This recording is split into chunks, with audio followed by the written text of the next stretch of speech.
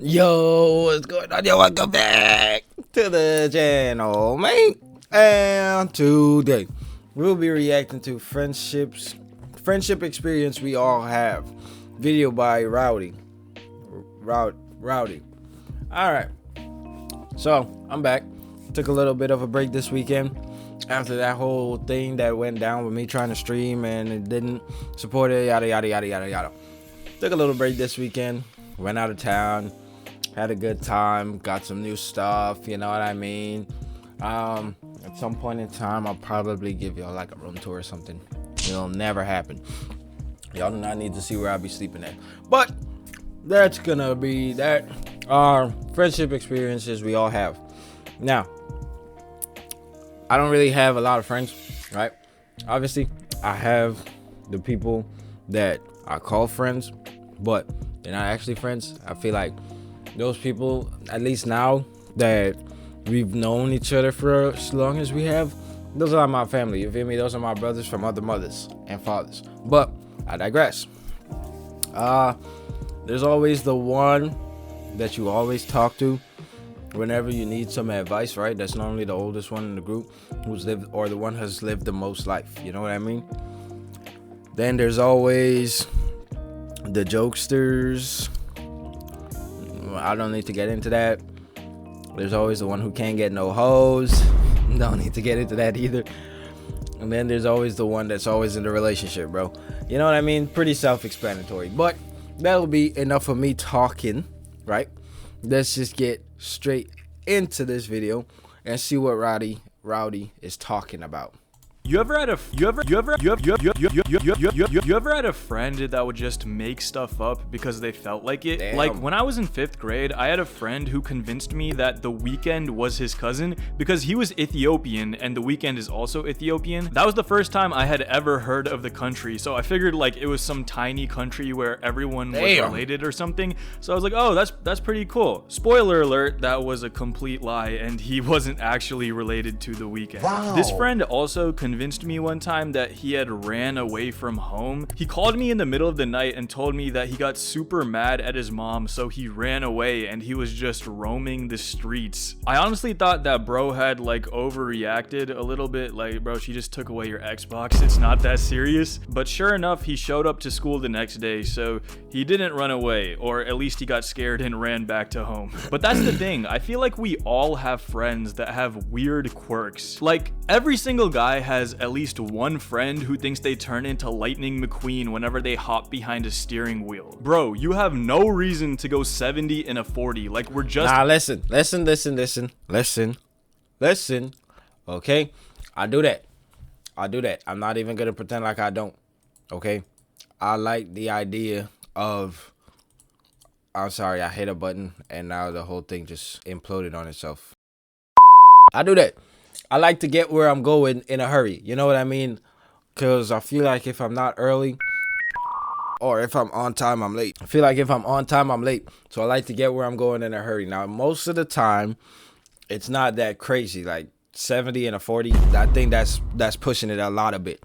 It's not that crazy most of the time, but I will go like 20 over sometimes. You know what I mean? Just a little bit. You know, especially on the highway when it's like late at night. Hey man, say man. That's all I'm saying, you feel me? You have no reason to go 70 in a 40, like we're just getting groceries. The worst thing is, not only do they constantly drive 20 miles over the speed limit, but they always brake at the last second. Like, bro, it's a red light, chill. Bro got me grabbing the handle and clenching my cheeks, pause. The thing is, people who drive like this are always either car guys or F1 fans or both, and I don't really have a problem with car guys. Like, I get it, bro. You just switched out your stock engine for a V16 low taper F32 cooling system Rolls-Royce engine, but that— okay, car guy, but look, he's not wrong. I don't know why it keeps doing that. He's not wrong. All right, I'm about to do a whole transmission swap on my truck once I get it paid off, but that's a whole different thing. We're not even gonna get into that right now. But hey man, look, we live for speed, bro. You're gonna die one way or the other. You might as well die doing something you enjoy. You feel me? You ain't lying. System Rolls-Royce engine, but that doesn't mean you need to race every other car guy on the road. But when it comes to F1 fans, it's like, bro, like, I don't get it. Like, I understand the spectacle of the race and the live event is crazy. I hear F1's great in person, but I don't understand how watching someone drive through a track 78 times is interesting. Like, oh, he took a left again. Like, I get that Lewis Hamilton gets all the hoes, and I watched that Ayrton Senna documentary, and it seems kind of interesting, but like 2 hours of the same track, I don't get it. Also, what is pole position? Like, pause, bro. Like, I don't want to know about your pole position. But it's always the F1 fans that are cruising at a calm 120 on the highway. Like, check me out, I'm Max Verstappen. It's like, nah. Speaking of bad drivers, I went on a date with this girl about a month ago, and she was driving and I was in the passenger seat. And you know how some left turn First mistake bro made. What did he say? Never. Absolutely not. You are out of your mind. Out of your brain cells. I'm not even going to say what I'm thinking. You already know. 2 lanes that turn left? Well, we were on the far left lane, and then the light turned green, and as she was turning, she started to merge with the inner lane mid-turn. As a car was coming, I was gripping the handle for my dear life, but luckily the car on the inner lane braked before we got into a crash, and then they honked super loud, and she like turned back and she's like, what happened? It was one of those moments where I just like sighed and I was like, should I tell her that she kind of turned her brain off on that turn, or should I just be like, oh, that's kind of crazy. I don't know. That was like an insane thing that happened. You ever had a friend that you can't lend stuff to because they take forever to return it? I mean, you probably... No, absolutely not. If I give you anything, you better get it back to me within the week, bro. Otherwise, we're going to have a situation on our hands. Ever to return it?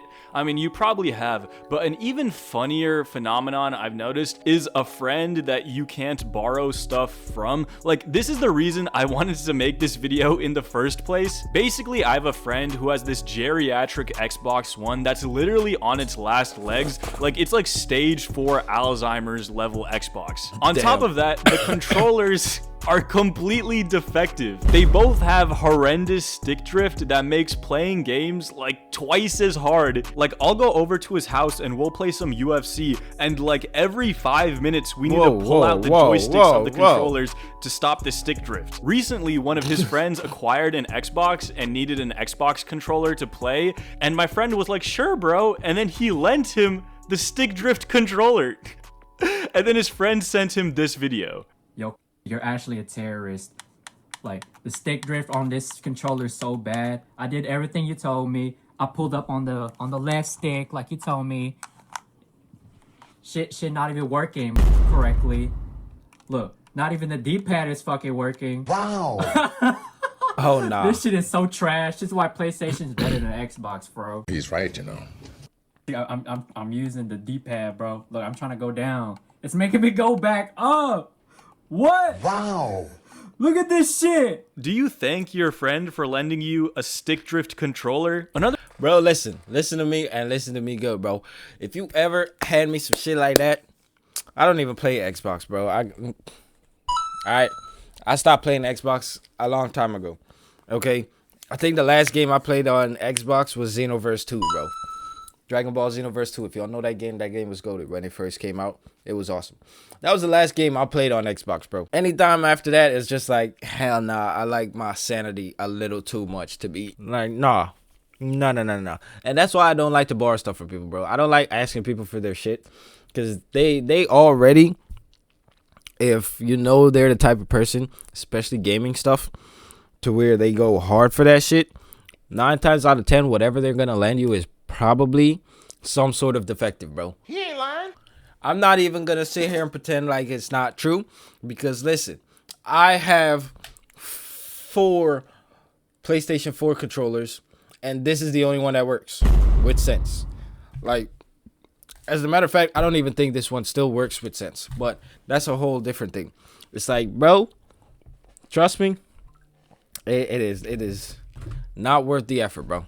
Just either go without or buy your own, bro. I promise you're way better off with one of those 2 options, bro. type of friend that I think everyone has is the rage baiter, and I think everyone has this friend because everyone has been this friend at some point in their life. Absolutely. Like when two of your friends are arguing, you have to strategically choose who to glaze just to make the other one mad. You know what I'm talking about? My favorite type of rage bait to do on my friends is to text them super early in the morning. You see, there's this video of Rick Ross that's just so funny to me, and I just love watching it.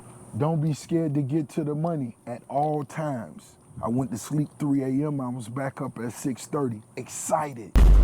No excuses. My bad. I simultaneously agree with the message and also love his like over the top attitude. So I'll just quote, "Don't be scared to get to the money at all times, whenever I can." My favorite time to do it is when I'm up super late editing. I'll just text the group chat, "Don't be scared to get to the money at all times." Just so whenever they wake up, the first text that they see is my Rick Ross quote. My favorite time I ever did this was when my friend needed to get up at 4:30 a.m. to go to a debate tournament. So then at 3, I texted, "You're asleep, I'm up getting to the money. We are not the same. Don't be scared to get to the money at all times." And then at 5, 2 hours later, I texted, "I know you're up going to your debate tournament. I just want you to know I'm still up getting to the money. Always chase your dreams and chase the bag."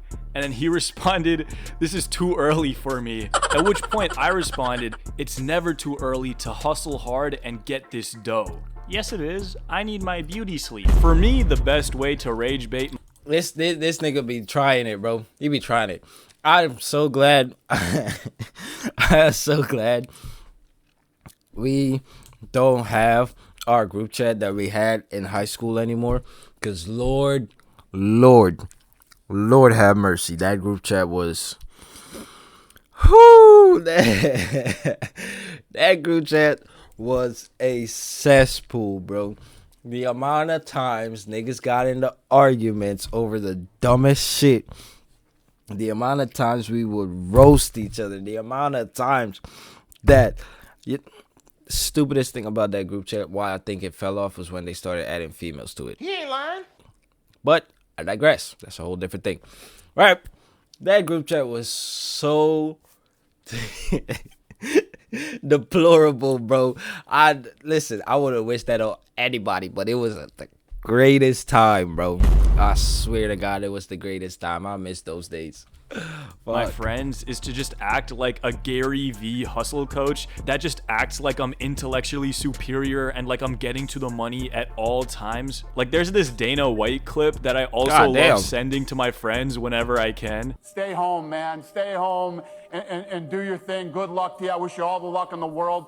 There's going to be a small group of hungry savages out there that are going to run every one of you over, and you can sit home and you can cry and complain about how you didn't get yours and it's because this person had this opportunity that you didn't have.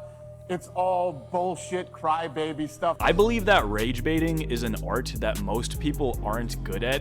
Like, most people's idea of rage baiting these days is just saying, "Oh, this isn't tough, unk. This isn't tough, little bro," with like a peace sign emoji afterwards or like a droopy rose. And it's like, seriously? That's the best you got. Bro, and I think that's the get hallmark creative of this generation. Like, I'll go play basketball at the gym and people will just act like complete idiots, and then they'll be like, "Oh, W rage bait? Did my rage bait work?" And it's like, you're not rage baiting, you're just embarrassing your entire bloodline. Anyways, these are some friendship experiences that I've had throughout my life, and I feel like you could probably also relate to them. Let me know some of the friendship experiences and stereotypes that you've experienced in your life in the comments. I'm interested to hear. Also, follow me on... No, nigga, mind your business. Alright, so look. That'll be it for this video, man. I hope y'all enjoyed it. Fucked up my hair. Man, listen. Like I was saying about that group chat, bro. Horrible place to be at if you weren't one of the boys.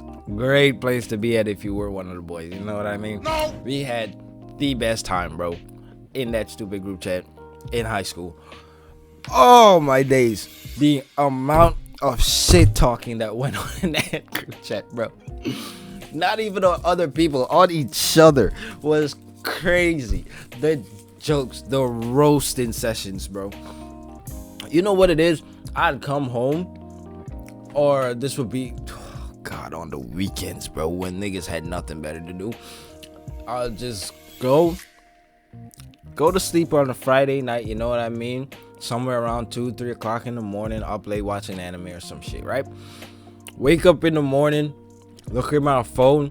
There's like 500 messages, bro, from just the group chat with these niggas getting on each other's ass. And every single roast was just the funniest shit, cultivated by some sort of master roaster, bro. Because there's no way these niggas should have been this funny that early in the morning, bro. I loved it, bro. I was just a spectator, bro. I just sat there and watched the whole thing just eat shit, bro. Watch the whole group chat just go up in an uproar. And naturally, I'd instigate, bro. Come on. I am a D1 instigator. Instigating is my favorite pastime, bro. Okay? So, even now, I instigate this shit. Out of my friends, bro. It's great. I love it. But anyway, that'll be it for this video, man. I hope y'all enjoyed it, bro. I'm back until I'm gone again this weekend, Friday and Saturday. And I think I'll be back Saturday evening. So Saturday evening I'll be back. I think I figured out what's going on with the recorded software, so might stream on Saturday evening on this channel. If not, well, we should be able to. I'm gonna spend this whole week, the rest of this week, also still trying to figure that out. Then we'll stream Saturday evening and Sunday. So yeah, that'll be it for this video. I hope y'all enjoyed with my button at, and I'm gonna catch y'all in the next one, man.